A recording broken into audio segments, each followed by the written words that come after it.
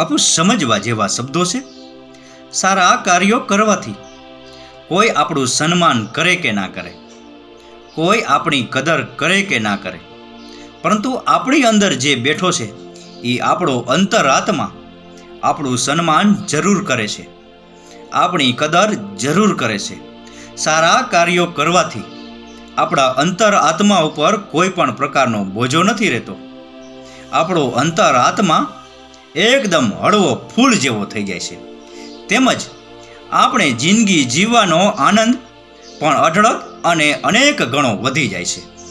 તેમજ આપણા જીવન અને મરણના ખાતામાં પુણ્યની બચત પણ સતત અને સતત વધ્યા રાખે છે.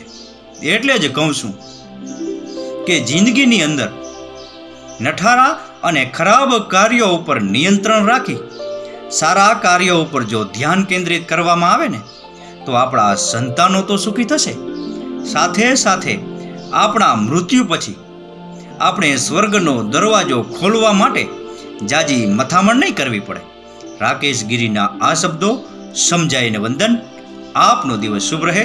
મહાદેવ હર.